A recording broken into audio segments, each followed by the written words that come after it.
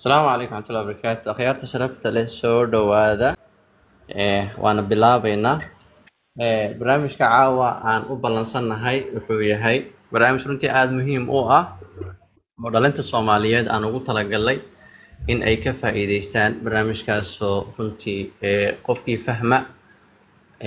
fursad dahabi ah ay u tahay. Waayo dhalinta Soomaaliyeed maadaama dalkii dowlad awood badan aysan runtii ka jirin, dal dib u dhacay aan runtii Soomaalidu ay tahay dhinac kasta marka naga saameeyna arrinkaasi wuxuu naga saameeyay dhinacii dhaqaalaha, wuxuu naga saameeyay dhinacii horumarka, wuxuu naga saameeyay dhinacii tayada, wuxuu naga saameeyay dhinacii sharciga, wuxuu naga saameeyay dhinacii waxbarashada. Dhinac kastoo runtii ummadaha caalamka laga eego caalamku ay ku tartamaan ayay naga saamaysay. Taa marka waxay keentay jiilkii bulshada u soo kacayay indhaha oo ahaa runtii jeclaa inay maanta caalamka kale la jaanqaadaan, la challenge gareeyaan, waxa ay hiigsadaan ayaa waxaa dhacday inay meelo dhexe kusoo dhacaan. Midi ay noqoto in wixii ay hiigsanayeen ay waayaan, dhinac ay ka qabsato in wixii ay rabeen aysan dalka gudihiisa ka helayn, midi ay noqoto in xataa qaarkood heer la gaarsiiyo dalkiina in la nacsiiyo, dalalkii kale caalamka ana wuxuu ku tago uusan jirin. Waxaan xasuustaa maalin lowta barnaamij yar dhalinyaro laga warramayo dalkan Denmark inuu ahaa, waan jecelahay, uu ku guuleystay barnaamij scholarship ah. Kadibna barnaamijkii markuu processkii hawlihii oo dhan u dhameeyey, in dalkii markii uu tagay la yiri baasaboor Soomaaliga anagu ma ictiraafsanin oo maalmo dhowta baraha bulshada haysatay. Taa waxay ku tusaysaa dalkeenu sida uu runtii u tayayar yahay, uu yahay dal runtii wax sumcad ah caalamka aan ku lahayn. Marka arrimahaasi mataqaana dhalinyarada Soomaaliyeed wuxuuna aan uga caawino ayaa barnaamijka caawa waxaan uga hadli doonaa fursadaha ka jira dibadda ee dhalinyaradu ay ku tegi karaan, kaasoo ah dalka Canada. Barnaamijkaas ayaan rabnaa caawa inaan jeexjeexno si bulshada dhalinyarada dhammaan dadkan u soo biirana ay uga faa'iidaystaan. Akhyaar barnaamijyadaas runtii si fiican ugu qoto dheer, xog fiican ka haya ayaa barnaamijka qayb nooga ah. Akhyaartii kale nagu soo biirtay fikradaha runtii u baahan wixii su'aalaha qabtana waan soo dhaweyn doonaa. Waxaan sidoo kale barnaamijka qayb ka ah Ustaad Ismaaciil baa qayb ka ah barnaamijka. Waxaa kaloo ku jirta walaal Faaduma ku jirta iyaduna oo barnaamijka runtii iyaduna xog fiican ka siinay, laakiin aan rajaynayno in wixii kale macluumaad ay u baahan tahayna aan ka siin doono. Faadumo, page-kaaga ama account-kaaga private weeye, waxaan jeclaan lahayn inaad ka dhigtid public si akhyaarta kale ay muxuu ahaayey ay u fududaatay inay ku soo codsadaan wixii mataqaanaa fursadana aan muxuu ahaayey aad ka hadashid oo aadna weydiisid. Sidoo kale waxaad samayn karnaa in page-ka aan share dhahno si akhyaaraha kalena u gaaro. waxaa kaloo nagu soo biiri doona insha allahu tacaala Xuseen oo isaguna aan ka dahnay oo barnaamijkaasna qayb ka noqon doona. waxaa kaloo ku jira maxamed xuseen oo asna barnaamijyadan runtii u dhuldaleela isaguna oo akhyaarta runtii barnaamijyadan runtii si fiican u fahansan ka mid ka ah. akhyaartu way badnaayeen laakiin waqtiga unbaa naga dib dhacay. ugu yaraan waxaan u baaqayaa Dr. Ismaaciil soo dhawow.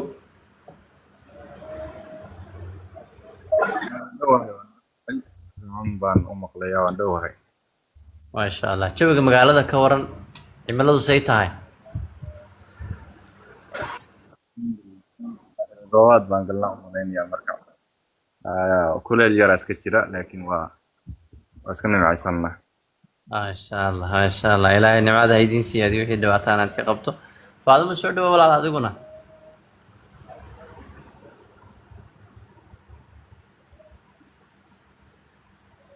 Faadumo soo dhawow.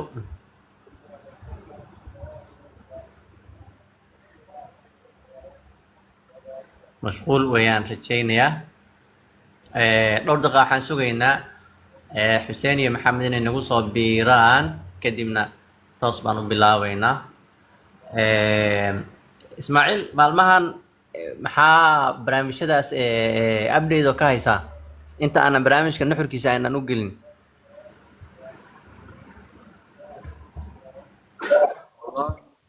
codka waa la maqlaa soo ma?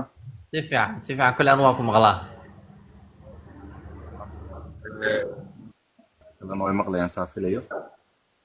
barnaamijyadaas way jiraan waana bali meel kasta dhowran yihiin badanaa talagale afrikaanka inay ka faa'iidaystaan iyo eeshiyaanka aad bay ugu badan yihiin barnaamijyada dadka maamulka haya waa ayaga dadka ugu badan oo marka barnaamijyadan ka faa'iidaysan kara horta waa qaaradda afrika dadka ku nool qaaradda afrika iyada sama oo xogaa lacuna qabatay way iska jiraan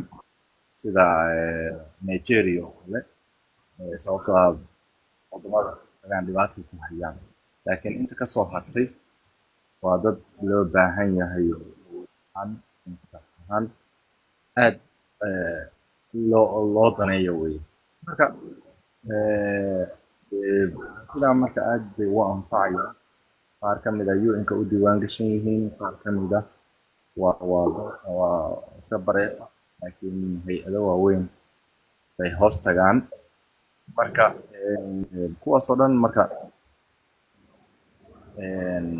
waa barnaamijyo fiican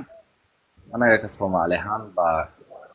weli aad moodaa inaysan soo gaarin ama aanan garanayn ama ii sheegayo uun si naga yihiin ma garatay marka si guud ahaan horta waa sidaas aad iyo aad mahadsan tahay waxaan guda galaynaa marka barnaamijka aan rabnaa caawa inaan ka hadallo akhyaaray wuxuu yahay fursad hadda taagan oo bishan inta ka dhiman runtii u furan dhalinyarada runtii raba in ay dibadaha hab aqooneed uga faa'iidaystaan annagu kama hadlayno tahriib kama hadlayno allahu mustacaan sifo khaldan ama bilaa sharci ah kama hadlayno wax mataqaanaa dhalinyarada Soomaaliya lagu lugoynayo kama hadlayno wax uun la rabo in dadkii baahidooda inta laga faa'iidaysto in kharash laga sameeyo waxaan ka hadlaynaa wax muhiim u ah dhalinta Soomaaliyeed wadiiqo iyo hab iyo hanaan la mara leh qofkii meesha uu ka bilaabay ilaa Z uu ku geynayana systemka inta u dhaxaysa uu marayo wax aqoon iyo cilmi ku salaysan oo qof uu fahmayo meeshuu marayo iyo meeshuu u socdo iyo meeshuu ka yimid barnaamijka marka wuxuu yahay marka koowaad shuruudiisa markaa ka warrano horta kow qofku waxaa muhiim ah inuu haysto baasaboor Soomaali aan ahayn ha ahaado Kenyaati ha ahaado Ethiopian ha ahaado UK ha ahaado caalamka kale dal kasta uu yahay laakiin Soomaaliya aan ahayn aad bay fursad ugu tahay taa macnaheedu ma aha qofka baasaboor Soomaaliga total inuu ka faa'iideysan karin kama wadno laakiin waxay ka dhigan tahay in boqolkiiba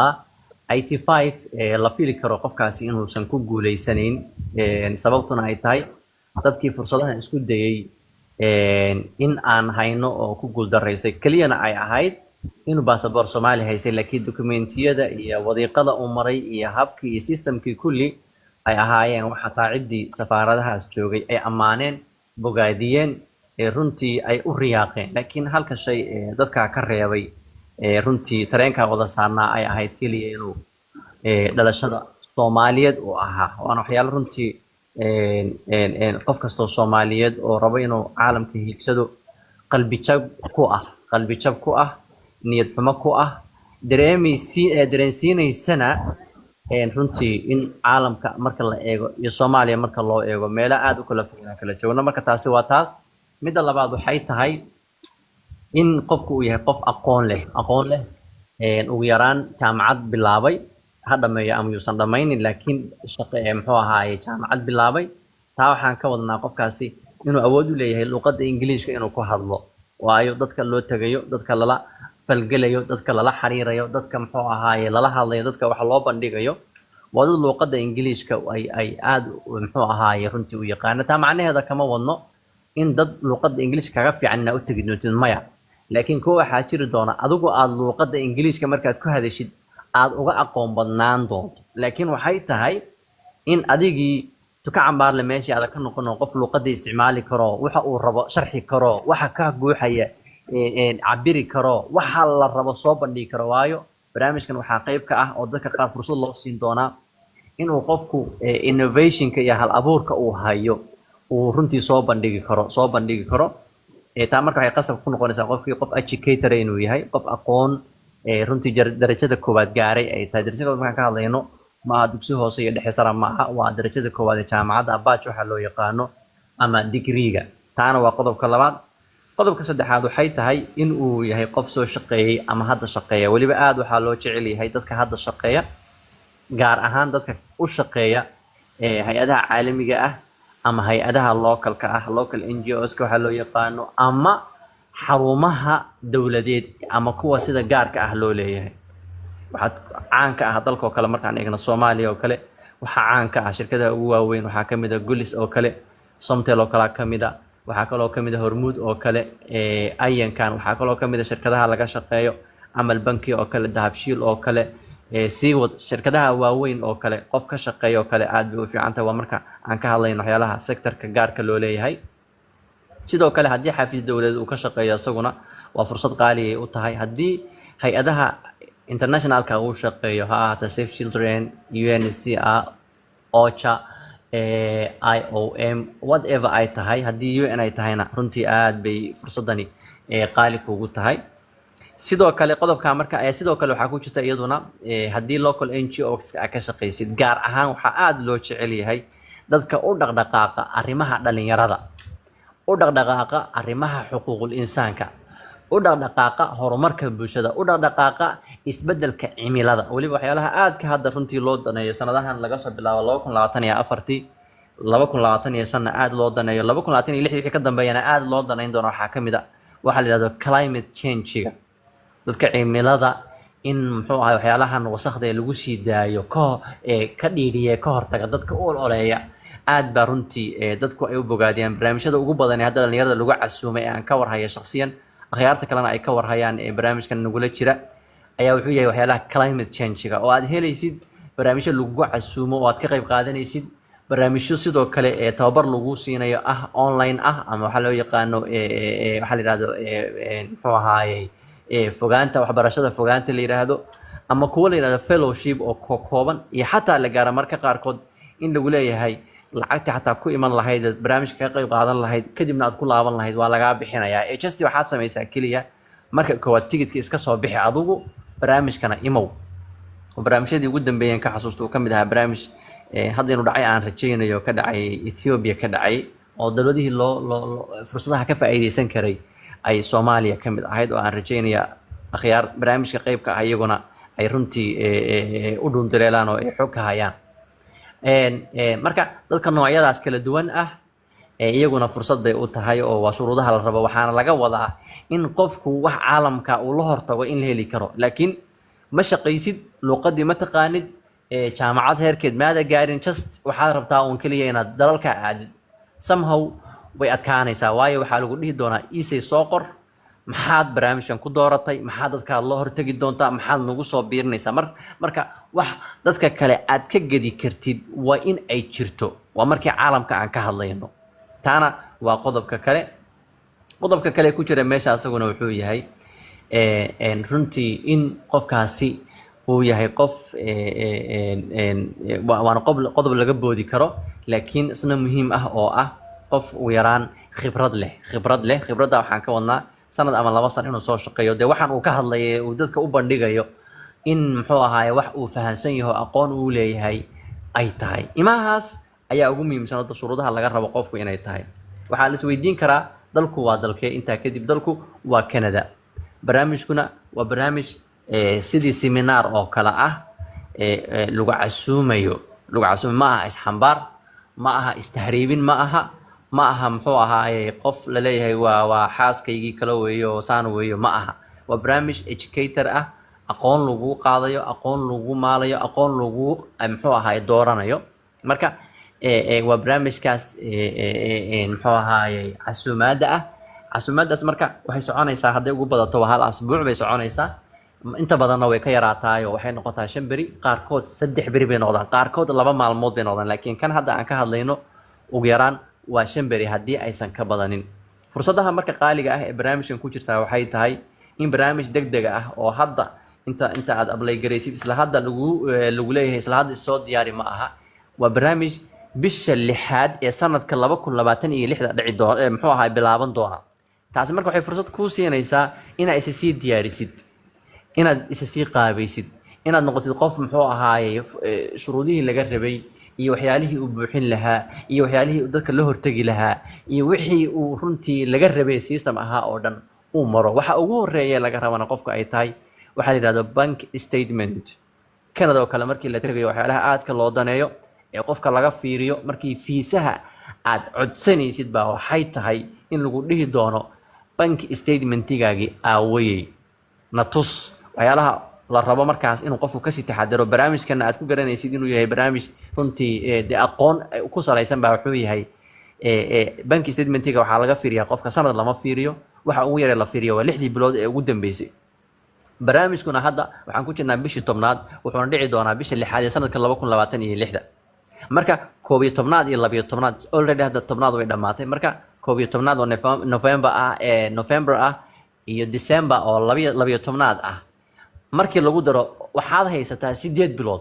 8 bilood waxa lagu siinayo waxay tahay inaad isa sii diyaarisid, inaad muxuu ahaay dokumentiyadii laga rabay iyo waxyaalihii laga maarmaanka ku ahaa ee kow ay ka tahay bank statementigu in muxuu ahaay aad sii diyaarsatid oo aad sii xoojisid. taasi waa qodobka koowaad. qodobka labaad wuxuu yahay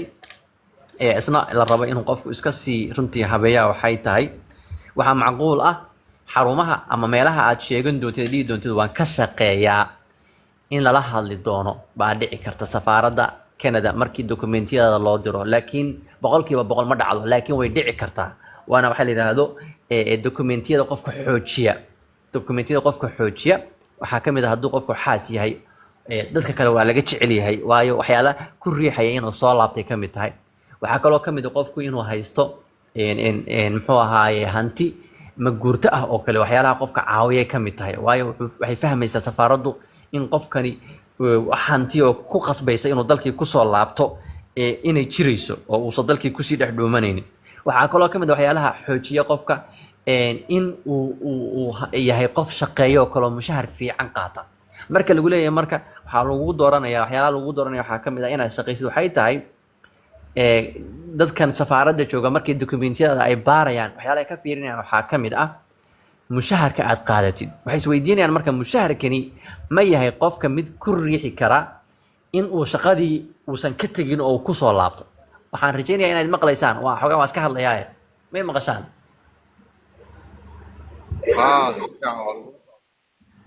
okay shukran. taasna waxay qayb ka tahay waxyaalaha lagu dooran doono. waxaa kaloo kamid ah contractigii wixii aad ku shaqaynaysay oo kale iyaduna qayb bay ka tahay, laakiin marka qaar waxaa laga yaabaa inaan lagu weydiin, laakiin waxyaalaha ku caawinaya oo qayb ka ah in lagu aqbalo kulli. marka qodobadaas ah bank statementiga, allahumma musta'an contractiga, sidoo kale mushaharka aad qaadatay, saddexdaaba waxay hoos tagaysaa oo runtii laf dhabar u ah inaad tahay qof shaqeeya. marka qaarkoodna qasab loogama dhiga qofka inuu shaqeeyo, laakiin bank statementiga waxa koowaad ee kaa caawinaya waxay tahay dee qof mushahar usoo dhaca inaad tahay. haddii marka aad tahay jobless, qof aan shaqaynin, dee bank statementiga dhaqaaq ma yeelanaya. akoonkii bankiga kugu yaalay dahabshiil oo kale ama amal banki oo kale lacag akoonkii kusoo dhacaysa ma jirto. xataa hadhow waxaa lagu weydiin karaa war waxaa tiri ma shaqeeye maxay tahay lacagtan akoonkaaga kusoo dhacaysa ka baxaysa.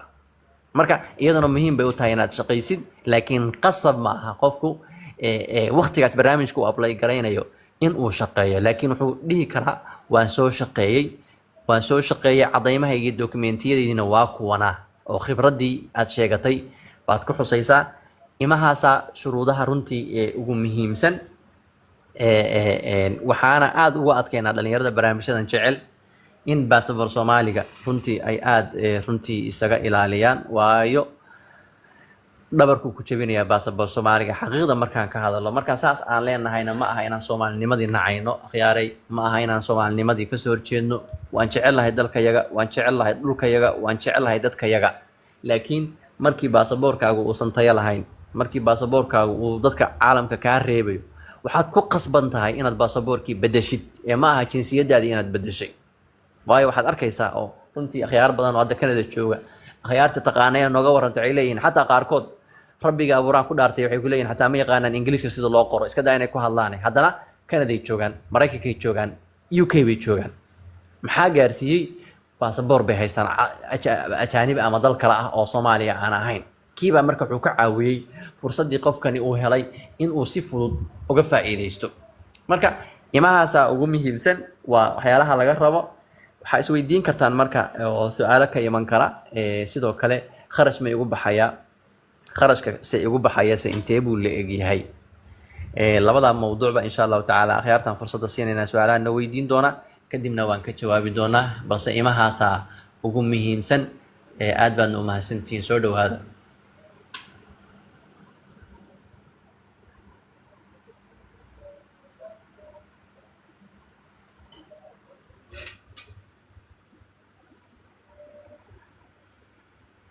هاي دكتور soo dhawow Faadumo soo dhawow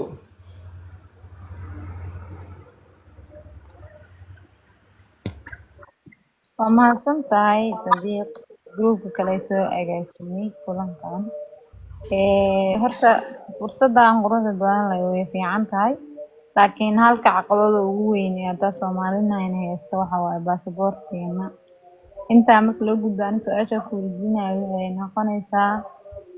maadaama fursadda anaga marka ka faa'iideysana ama qofkii isku daya xaleystay u soo baxa taga inta badan waxa ku rajo weynahay dhalinyaro haddaan nahay ina yani wadanka aan tagnay ka sii qabsano taas yeertu ku suurtageli kartaa maadaama maalmuhu yar yihiin usbuuc oo kale aad joogaysid tanasi uu jiraayo maadaama workshop mentoring u tagtay meesha laga dhex arkaayo andana adigina aad rabtid inaad wadankaas ku sii salbilaasatid taas sidee macquulka ku tahay waa mahadsantahay shukran haye doctore صديق هاي برنامجكنا حطي عنا aad u qurux badan baa ka bixisay ma su'aashan ka jawaabaa mise ana su'aal ku weydiiyaa may ina ka jawaabtid oo baas khabiir baa ku tahay waaye su'aasha haddaan ka jawaabo marka gabadhan weydiisay magaca Faadumo aha Soomaan aywa okay Faadumo horta soo dhaweey marka labaad barnaamijyadan aniga iyo Ustaad Sadiiq ku jirnayo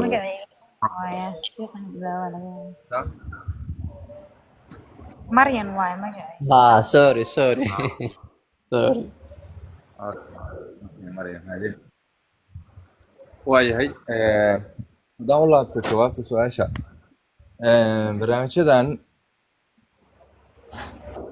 waxa weeye waa barnaamijyo horta jira marka koowaad oo international ah oo la og yahay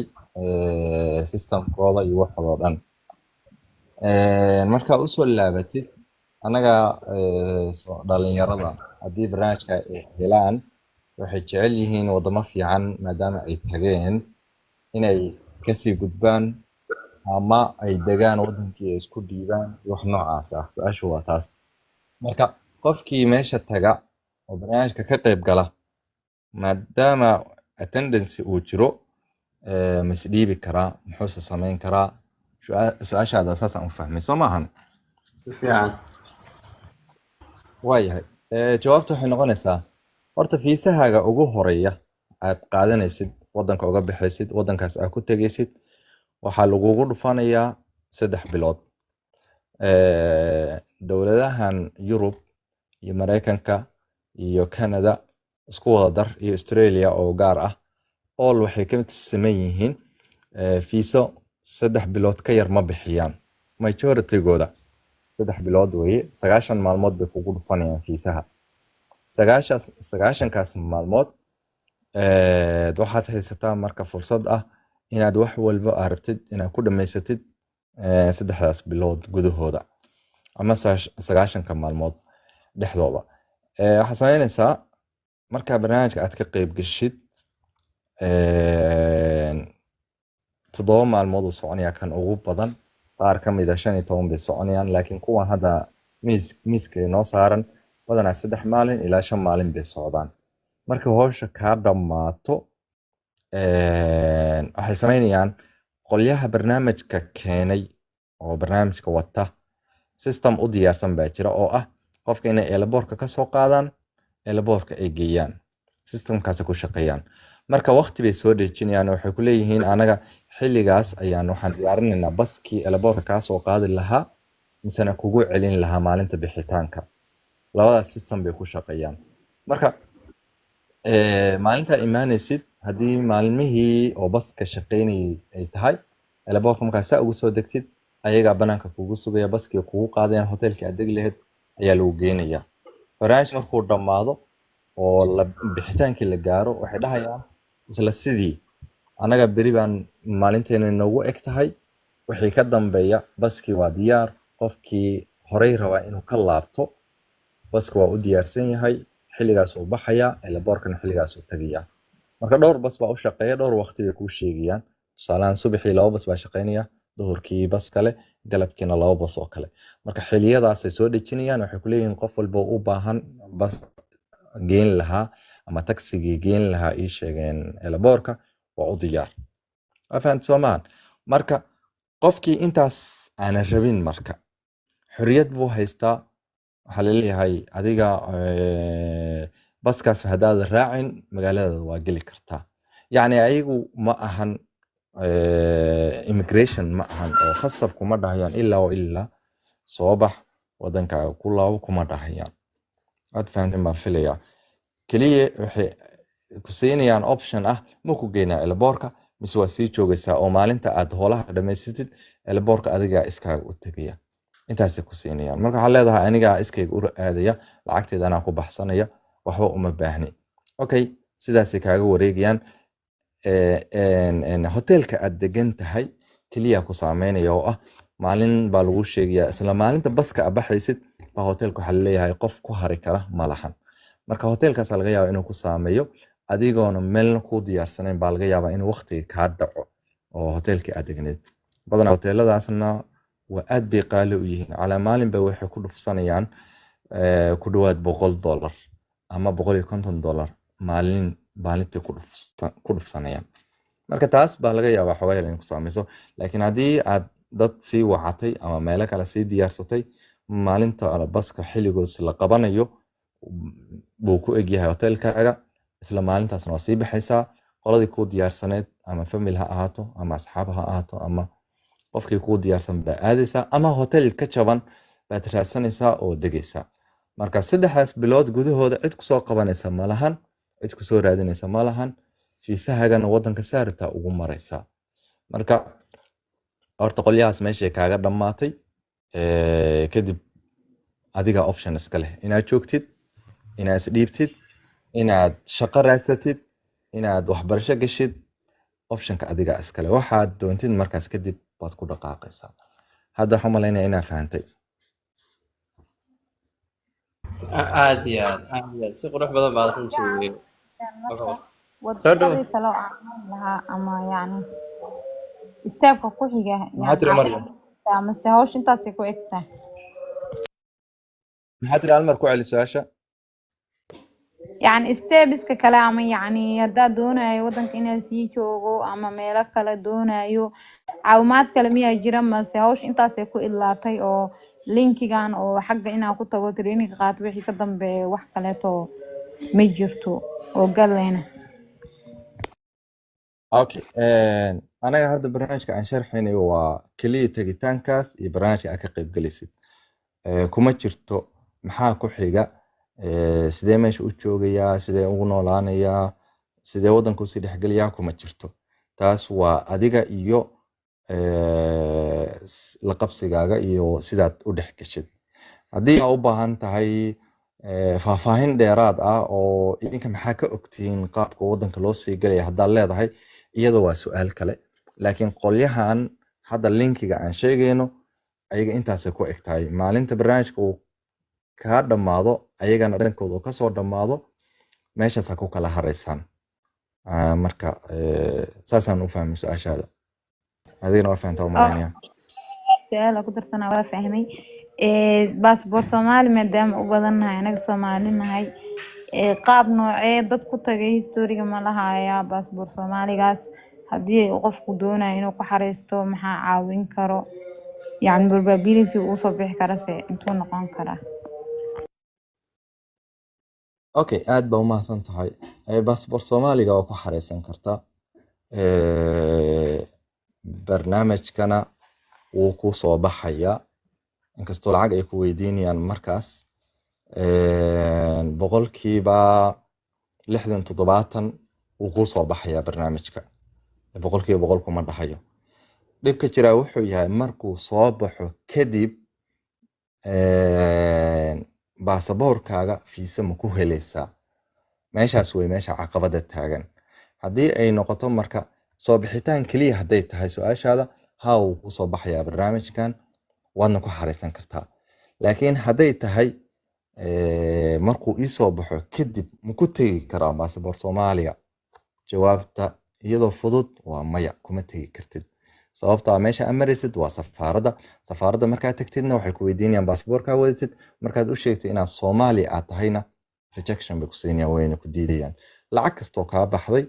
iyo si kastoo aad u xareysatay iyo aqoon kastoo aad leedahay marba hadday ogaadaan inaad baasaboorkaaga Soomaali uu yahay way kaa diidayaan barnaamijka marka waad fahantaa filaya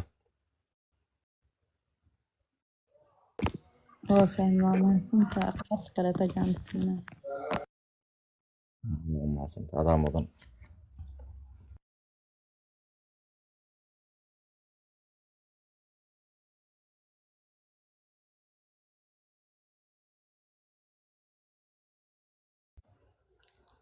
يا أستاذ صديق عفوا ما مغشان اوكي arrinka aan ku darayaa wuxuu yahay runtii aadka muhiimka u ah ee la rabo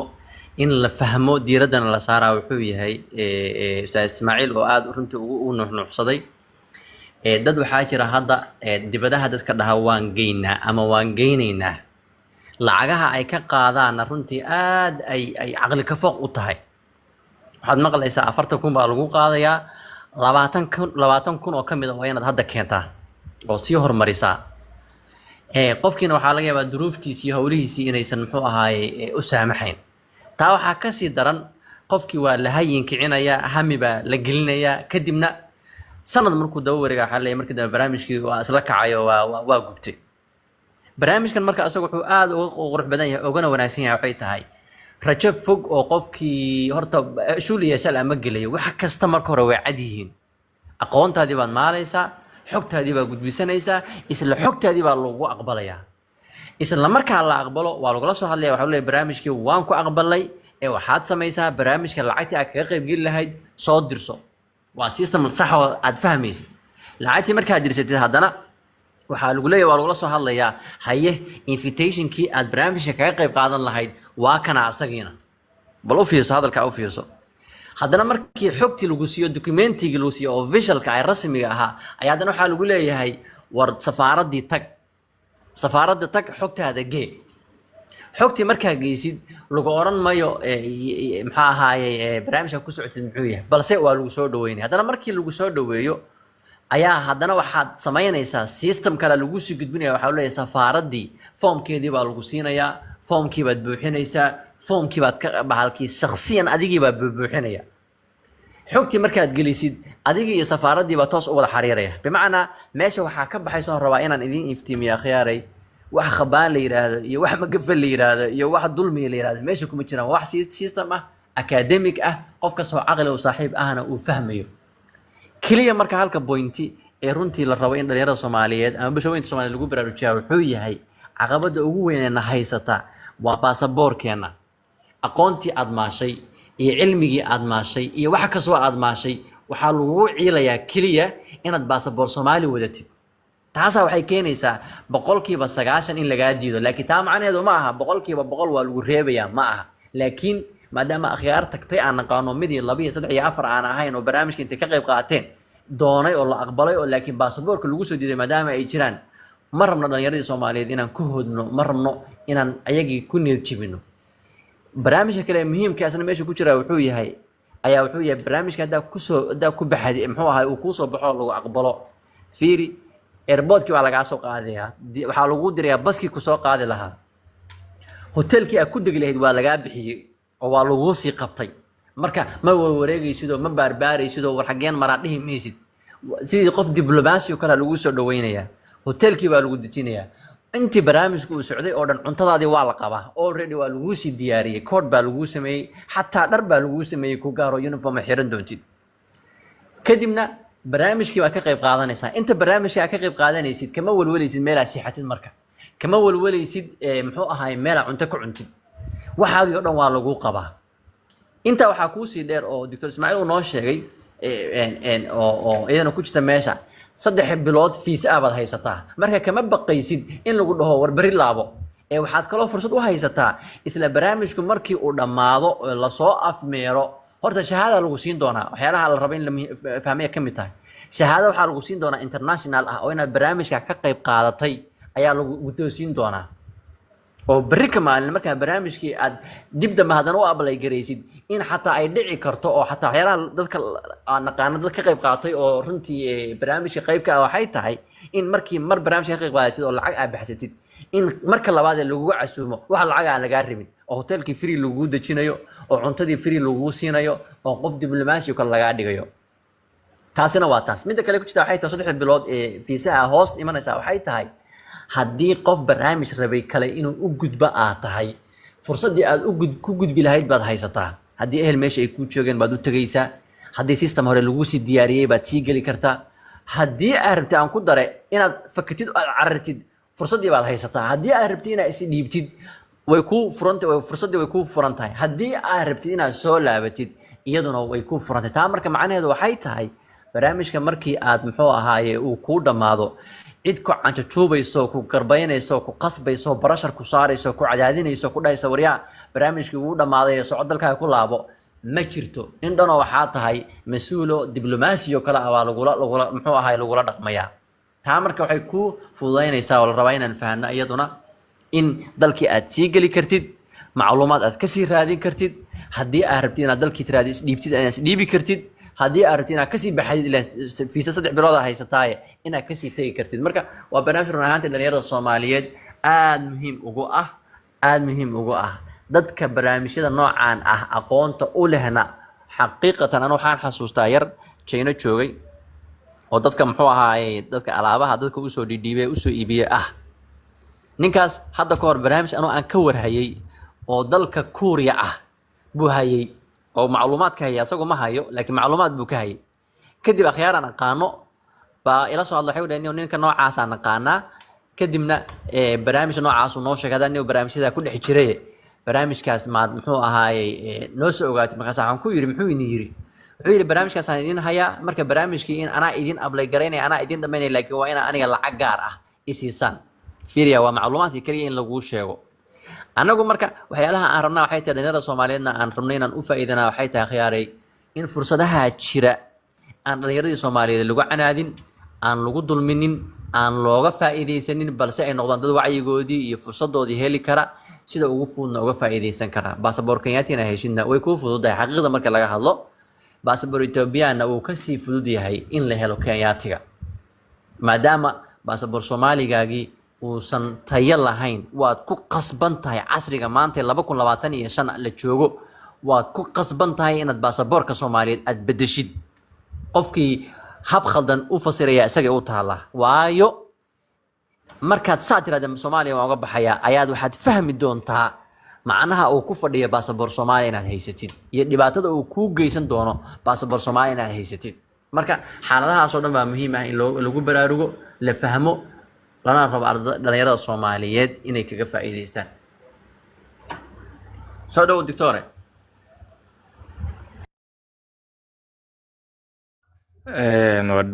waa dhowahay badan baa ka hadashay oo aad u xanuun badan oo haddana xaqiiqo ah oo loo baahan yahay in qorshaheeda qof walba uu ku talagalo marka kuley hadda muhiimadda waxaan saaraynaa barnaamijkan iyo sidii looga faa'iideysan karo caqabad waxaa jirta oo baasaboorka soo raacdo oo ah aqoonta barnaamijyadan haddaad taqaanid ama waxaad dareemaysaa barnaamijyadan aqoonteeda haddaad leedahay adaa xareysanaya si simple ah adaa xariisanaya adaan dhib badan u marin qofna aadan baryin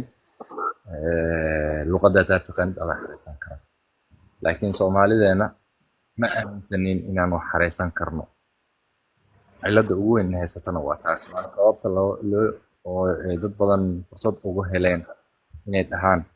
waxaan idin xareynaynaa barnaamij waxaad keenaysaan lacagta intaa la eg 20,000 dhowr kun in lagu dhaho barnaamijyadoo fudud kugu xareynaynaa marka iyadana waa caqabadaha aadka runta loo saameeyay haddaan nahay dhalinyarada soomaaliyeed nimankaas dhiigmiratada ahna ay fursad noo heleen marka aan ku dhiirigelin lahaa dhalinyarada horta inay raadiyaan bal helayaa bejaj badan baa jira waxaa la helayaa ii sheegay kanaalo badan ama youtube ha noqdaan ama telegram ha noqdaan xataa whatsappka waa la helayaa kuwa aad u falanqeeya barnaamijyadaas marka in la raadiyo gareeyo xogtooda la ogaado aad baan u dhiirigelinaya aniga aan laga fadhiisan midaas baasaboorka caqabadiisa waxaa soo dhacda caqabad aqoonta ah aan la garanay intaas aad iyo aad waa pointi meesha ku jira runtiina anagu aad baa dhalinyarada ogala talinaa ugu muxuu ahaaye ugu haginaa ka caawinaa ku hagnaa kana la qayb qaadanaa inay barnaamijka ka faa'iidaystaan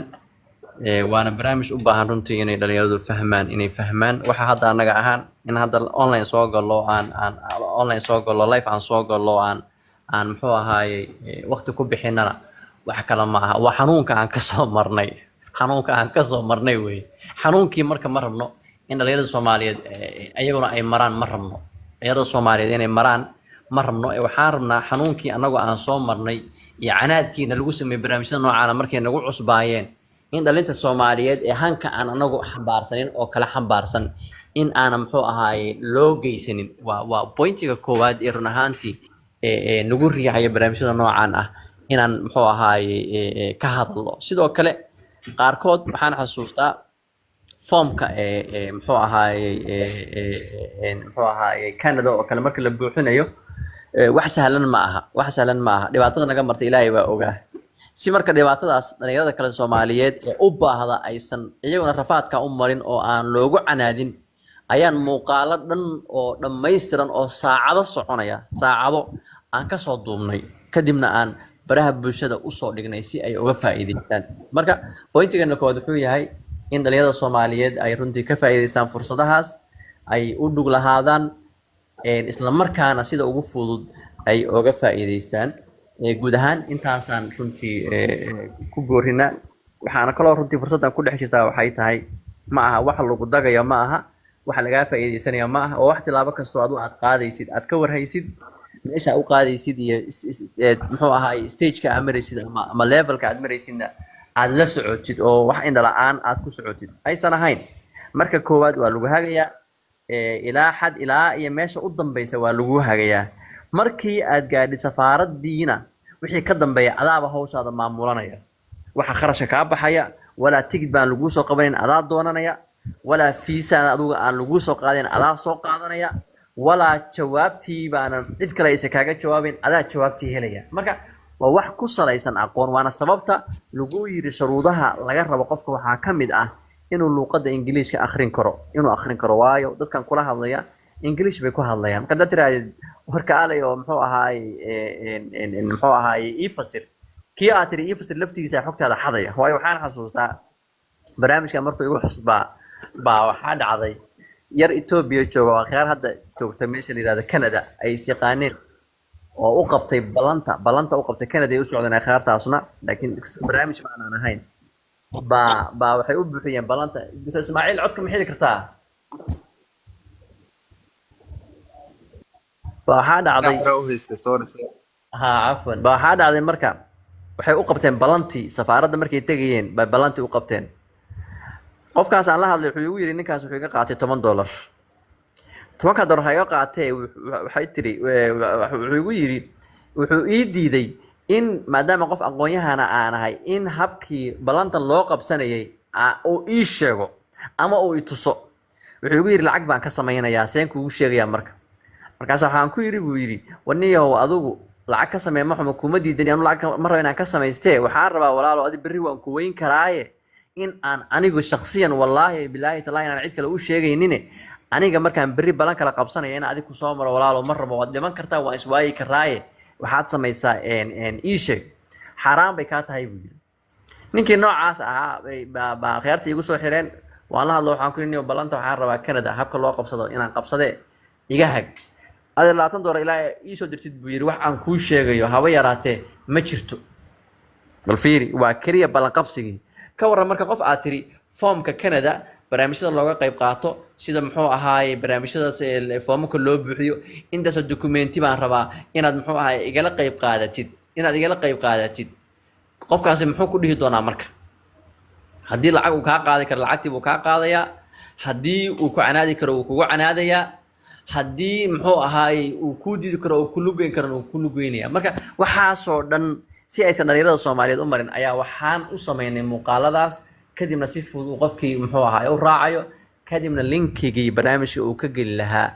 uu ka galo. taasna ay u tilmaamayso xogtii dhammayska tirneyd ee asagu uu lahaa in cid kale aysan ka ogaano, wixiisii privacy ay u noqoto, wax asaga khaas ah ay u noqoto. waana waxyaalaha ugu muhiimsan ee dhalinyarada Soomaaliyeed lagu dago, waxyaalaha ugu badan ee lagu dago weeye. waayo xogtaada markuu qofku helo dee inuu si khaldan u isticmaalo way u fududahay, waayo dadkii wada aamin ma aha. intii tuugada ahayd iyo intii laqdabada ahayd baa laga yaabaa inay tahay cidda markaas aad la xiriiraysid. marka taana waa muhiim. ta kale muhiimka ayadan waxay tahay la rabo in la fahmaa waxay tahay maadaama baasaboor Soomaaliga barnaamijyada noocaan ah inta badan aan looga faa'iidaysanin, sidee baan ku heli karaa baasaboorradii kale sida tusaalaan Kenya oo kale iyo kuwa Ethiopia oo kale seen ku heli karaa? ma aaminsani maanta inuu jiro qof Soomaaliyeed oo aan garan karin baasaboorradaas sida loo raadsaday iyo meelaha laga raadsado. kaliya waxay u baahan tahay qofkii in uu meelihii laga raadsanayay asaga ay ka go'do inuu raadsado. waayo maanta cid runtii dee kuu shaqaynayso adiga waxaa rabtay boqolkiiba boqol kuu keenaysa ma jirto. marka dhalinyarada Soomaaliyeed waxaa la rabaa inay iyagu wixii baaraan, inay iyagu wixii raadsadaan. cidda marka ay isleeyihiin waxba idinka caawin kartaana markaas ay dareemaan inay la kacsadaan, laakiin marka hore iyagu rabitaankoodii in ay ka run sheegaan oo iyagu ay wixii marka hore raadsadaan. inta marka aad sugaysid cid ku caawisa, waxaan aaminsanahay Xaliime iyo Faarax iyo Batuule iyo Geedi inay maalin kasta intay ka tagaan ay Canada iyo UK kala soo doonaan oo bartaadii fadhiya. kaliya waxay ku dheer yihiin ay tahay inaysan ahayn horta inay aqoon ay ku dheer yihiin aysan jirin, laakiin kaliya ay tahay isku daygoodii inay ka dhabeeyeen oo ay ku dhaqaaqeen. tawfiiqdana marka Ilaahay baa iskale, inuu Ilaahay ku waafajiyo iyo inuu Ilaahay ku waafajin waayo waa xagga alle, laakiin marka hore adigu wixii dadaalkii la imow. taasa aan dhihi karaa dhalinyarada Soomaaliyeed aad aragteen maanta aad runtii qaarkiin ay la seexan la yihiin oo leeyihiin hebel buu tagay maxaa aniga ii diiday inay kow ka tahay. arrimahaasaan runtii dhihi karaa waa muhiim iyaguna. doctor waxaa ku dari lahayd waa ku dari kartaa. kadibna insha Allah taala barnaamijkeena caawa waan soo gabagabaynaynaa. akhyaarihii kale barnaamijyada dambe insha Allah taala nagala qayb qaadanayana iyagana waan soo dhaweynaynaa, laakiin caawa kaliya barnaamijku kuma eka. fursadaha dibadaha lagu tago ayaan akhyaaray inta badan anagu ka waranaa, u soo bandhignaa dhalinyarada, kala talinaa, ku hagnaa. marka habeen kasta mawduuc markaas aad muhiim u ah ayaan u soo bandhignaa, kadibna wixii su'aalaha ayna weydiiyaan, kadibna aan uga jawaabnaa, uga turxaan bixinaa, uga muxuu ahaay saafinaa si ay fursadahaas aysan uga qadin, aysan muxuu ahaay cid kaloo runtii aan aqoonna aysan ugu lugeynin. soo dhow doctor.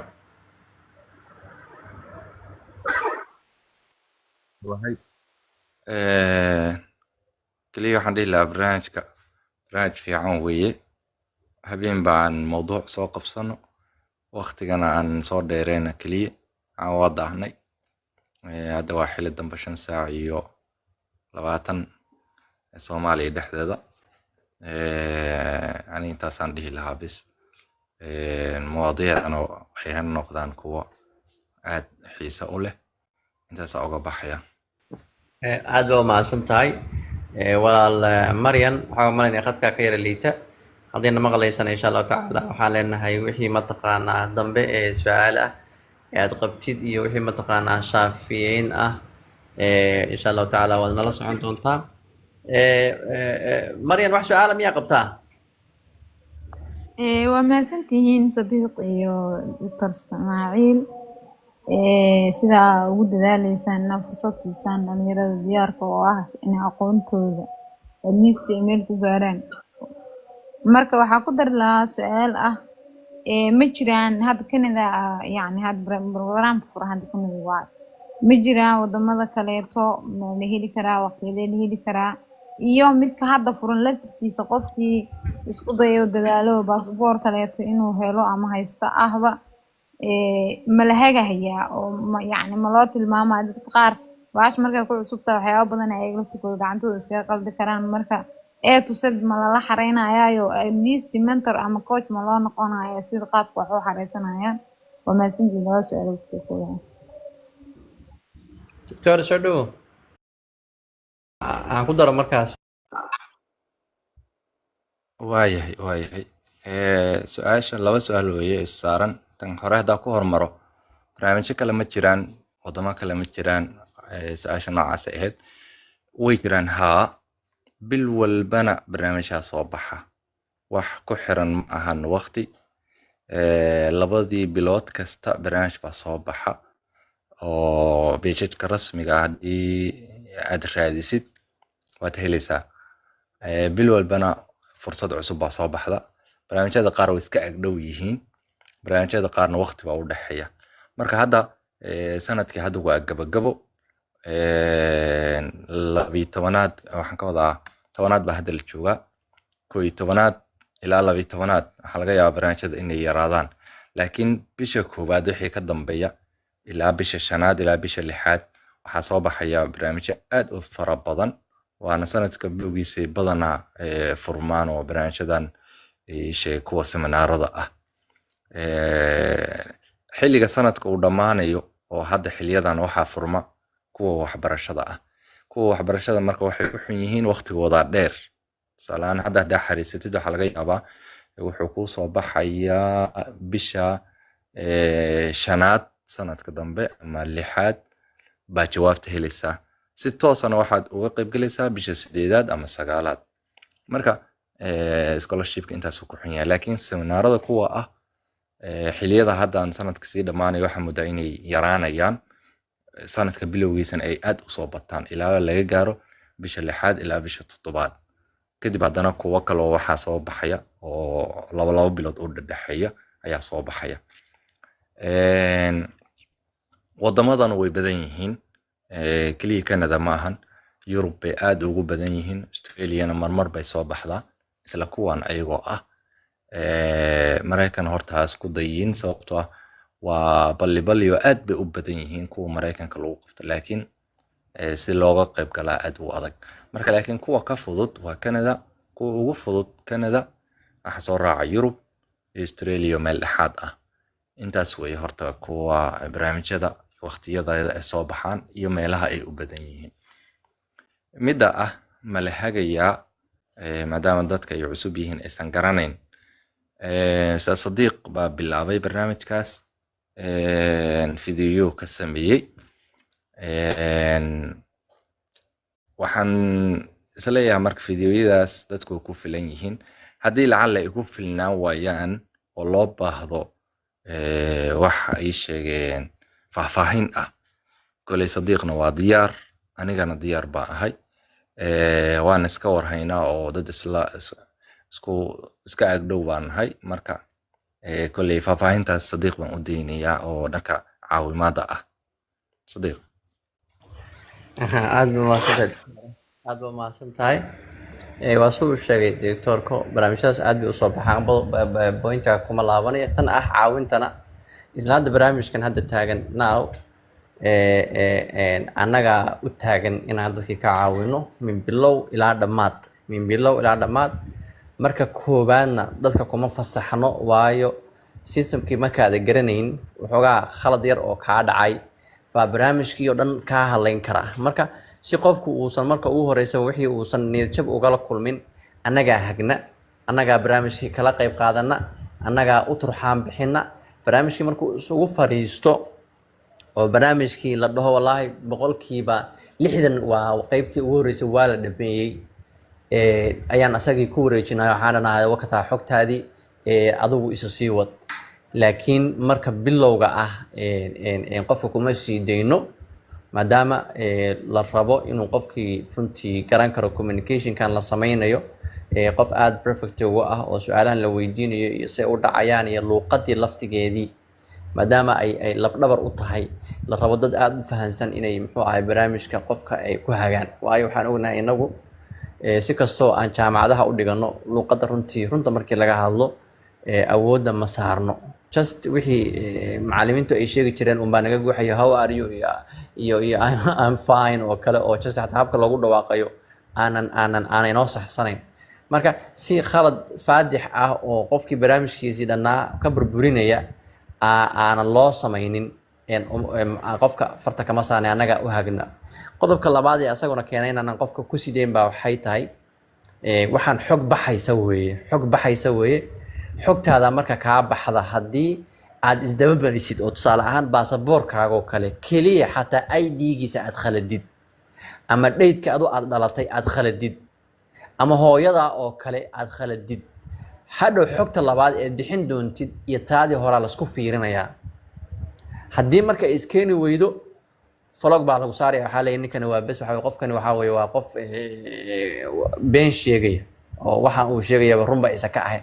taana marka waxay keenaysaa qofkii markasta oo barnaamijkii xogtiisii soo dhex galo maadaama caalamka hadda aan ognahayo dee waxa kastaba ay tahay oo wixii kastaba la akhrinayo markastoo barnaamijkii aad kasoo qayb qaadatid waxaa weeye waa lagu diidayaa adigana waxaa laga yaabaa intaas inaad juhdi ku bixinayso is leedahay waniba maxaa iga khaldaniya xaggee laga haystaa marka sidaas aysan u dhicin iyadana waxaan sameynaa qofkii kuma fasaxano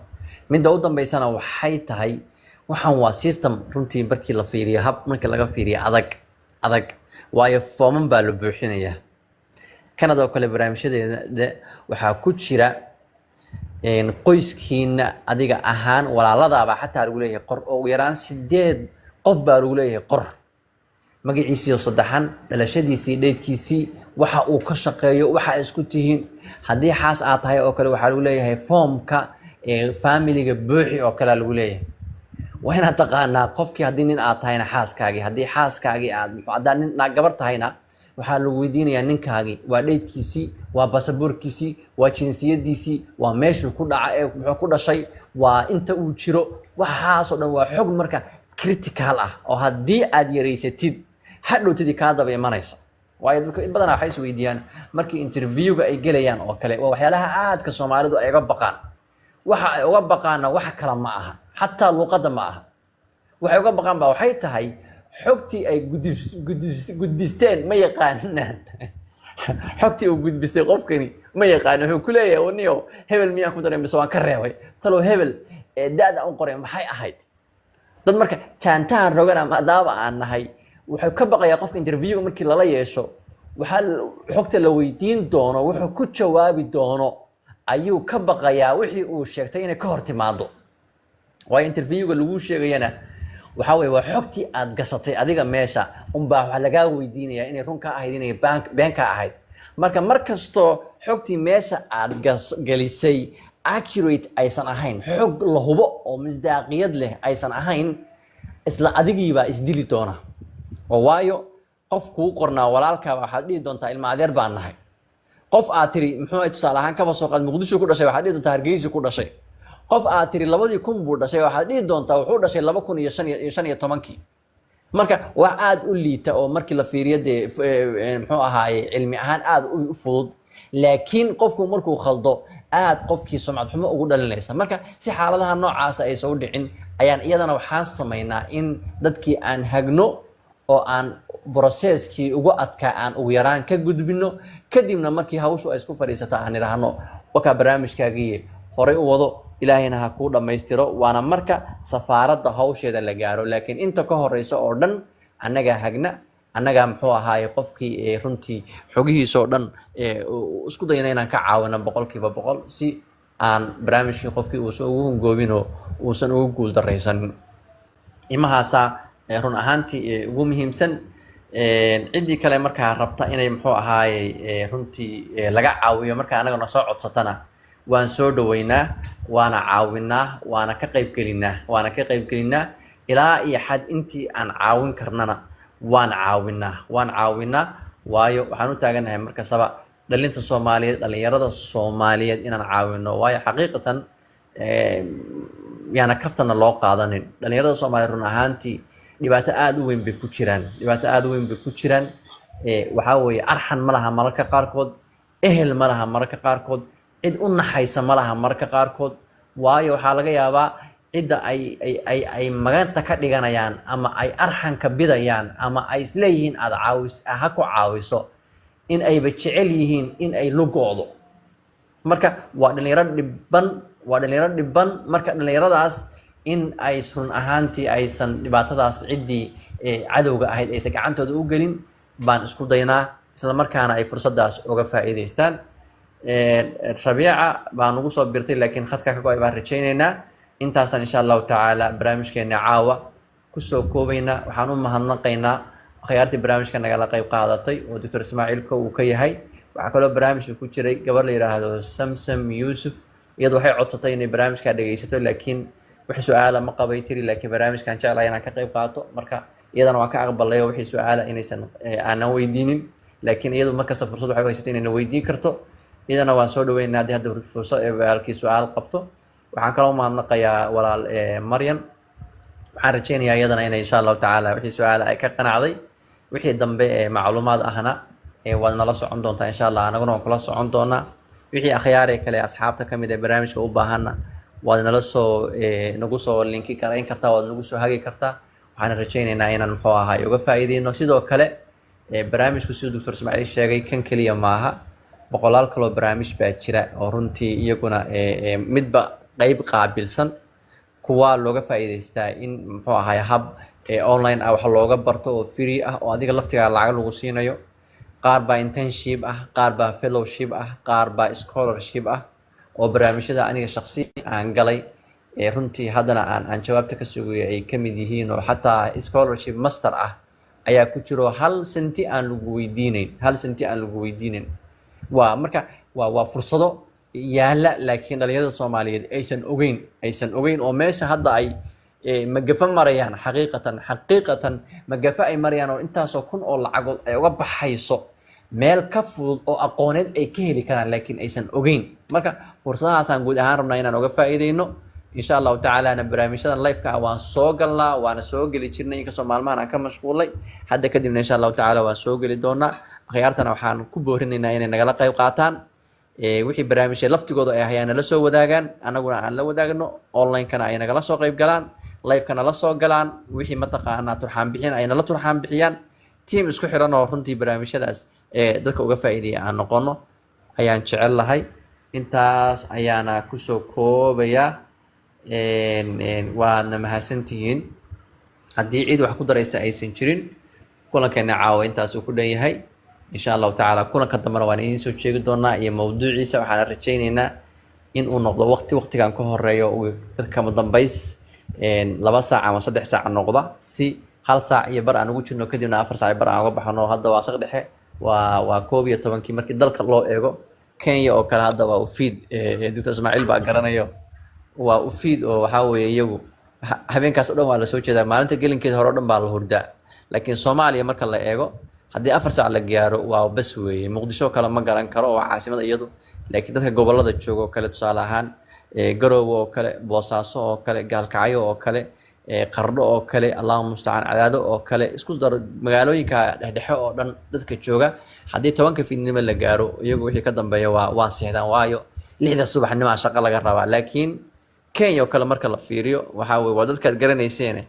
iyagu habeenkii waa u maalin, maalintiina waa u habeen. marka taasaysan noogu dhicin insha allahu tacaala. feed baan soo geli doonaa, isla feedna wixii muhiim aan ka hadli doonaa, kadibna halkaasaan ku gabagabayn doonaa inagoo isku wada duuman. aad baad u mahadsantihiin. assalaamu calaykum waraxmatullahi wabarakaatu.